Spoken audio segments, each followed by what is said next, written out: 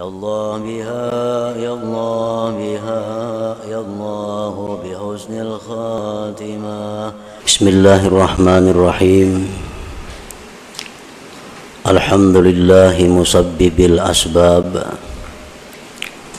الفاتح للأبواب. أشهد أن لا إله إلا الله وحده لا شريك له الملك الوهاب. وأشهد أن سيدنا محمدا عبده ورسوله الأواب. اللهم صل وسلم وبارك على سيدنا محمد الهادي إلى الصواب وعلى آله وصحبه وذريته وأتباعه إلى يوم الجزاء والثواب. أما بعد. Yang kita hormati dan kita cintai para habaib dan para alim ulama, guru-guru agama, para muhibbin, hadirin hadirat rahimakumullah. Puji dan syukur selalu kita haturkan kehadirat Allah Subhanahu wa ta'ala, yang mana dengan izin, taufik dan hidayah dan inayah daripadanya jualah kita pada saat ini dapat berkumpul di majlis yang penuh berkah ini. Salawat dan salam kita haturkan kepada junjungan kita Nabi besar Muhammad sallallahu alaihi wasallam dan kepada seluruh keluarga, para sahabat, zuriat dan pengikut beliau sampai hari pembalasan nanti. Para muhibbin rahimakumullah. Al-hikmatu tsaniyata asyar min al-hikamil ataiyah.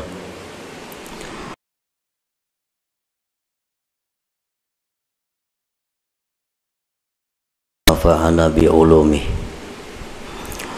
Ma nafa'al qalba syai'un mithlu uzlatin yadkhulu biha midana fikrah. Hikmah yang ke-12 daripada Al-Hikamil Ata'iyah. Berkata Imam Ahmad bin Ata'illah As-Sakandari rahimahullah, tidaklah memberi manfaat akan hati oleh sesuatu seperti uzlah yang masuk dia dengan uzlah itu akan midan lapangan pikir.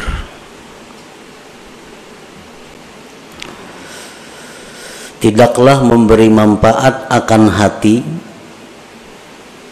oleh sesuatu seumpama uzlah mengasingkan diri daripada manusia, yang mana dia masuk dengan uzlah itu akan midan lapangan fikrah, berpikir.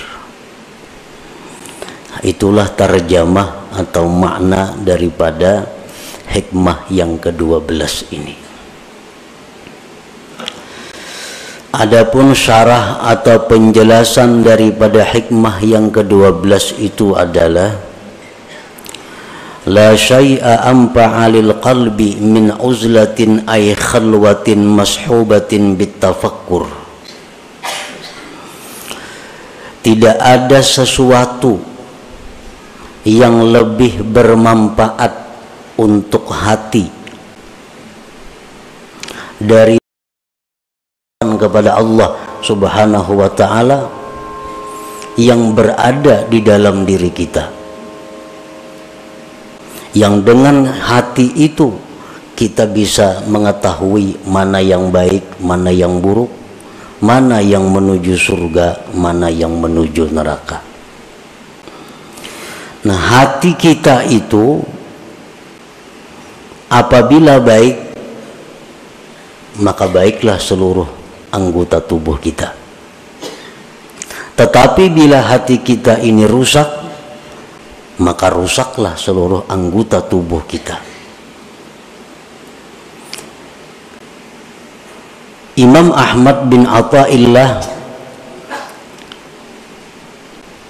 menyebutkan di dalam hikmah yang ke-12 ini adalah tentang hati yang rusak. Hati yang rusak itu adalah hati yang seringkali lupa kepada Allah. Hati yang hanya memikirkan kepentingan-kepentingan sesaat, namun melupakan akibat. Nah, ini hati yang rusak. Dan hati yang rusak inilah yang ada pada diri kebanyakan kita. Hati yang demikian yang rusak itu kalau ingin selamat maka mesti diobati. Agar bisa hati kita ini selalu ingat kepada Allah,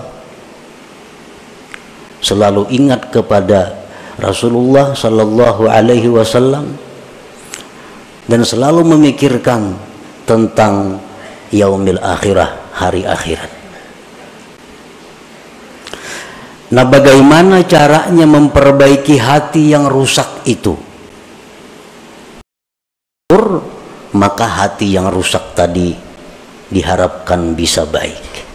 Nah, itu yang dimaksud di dalam hikmah yang ke-12 ini. La khaira fi uzlatin ay khalwatin la tafakkura biha wa la nuhuda li tafakkurin la uzlata ma'aha.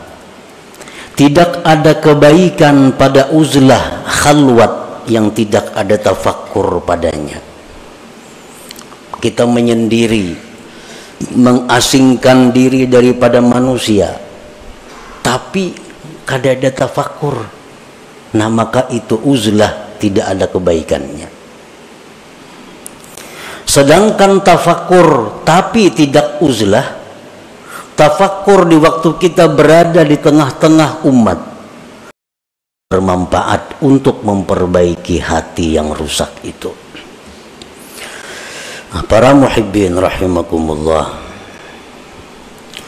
qala Rasulullah sallallahu alaihi wasallam, tafakkuru sa'atin khairun min ibadati sab'ina sanah. Tafakkur sesaat, satu mat,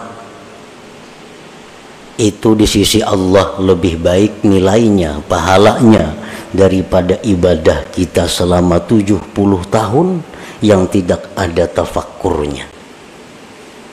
Kita beribadah, misal ibadah apa, tapi kada ada tafakkurnya 70 tahun, maka harganya lebih mahal tafakkur sesaat di sisi Allah subhanahu wa ta'ala.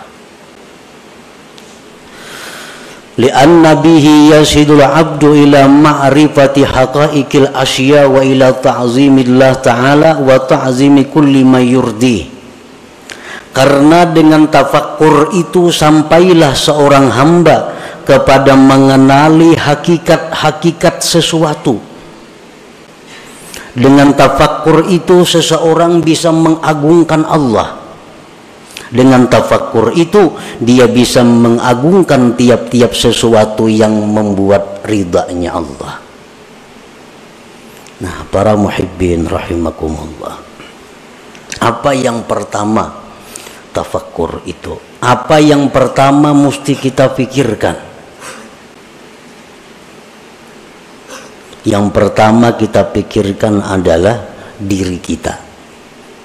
Karena man arafa nafsah arafa rabbah. Barang siapa yang mengenali, mengetahui dirinya, maka dia akan mengenali, mengetahui Tuhannya. Nah, jadi yang pertama kita tafakkur, yang pertama kita renungkan adalah diri kita. Apa yang kita renungkan dari diri kita? Nah, yang pertama yang kita renungkan dari diri kita adalah limadza khuliqtu. Limadza khuliqtu. Untuk apa aku ini diciptakan Allah? Nah, itu yang pertama. Di waktu kita khalwat, di waktu kita sendiri, di waktu kita mengasingkan daripada manusia, kita tafakkur kita berpikir, limadza khuliqtu, untuk apa aku ini diciptakan Allah. Dulunya kadada, sekarang ada. Untuk apa aku diadakan oleh Allah ini? Nah, itu yang perlu kita gali daripada diri kita. Itu yang perlu kita mantapkan daripada diri kita. Untuk apa kita dicipta oleh Allah? Sebahagian manusia ada yang merasa bahwa dia hidup itu untuk mengumpul harta. Dia beranggapan bahwa jam 8 sampai jam 5 dihabiskan waktunya untuk berusaha mencari duit. Kena malam kauyuhan guring, bangun kena pukul 7. Nah, orang semacam ini secara isyarat bahwa dia mengatakan aku dicipta untuk mencari duit, walaupun di mulutnya kada keluar kata-kata itu, tapi tingkah lakunya menunjukkan demikian.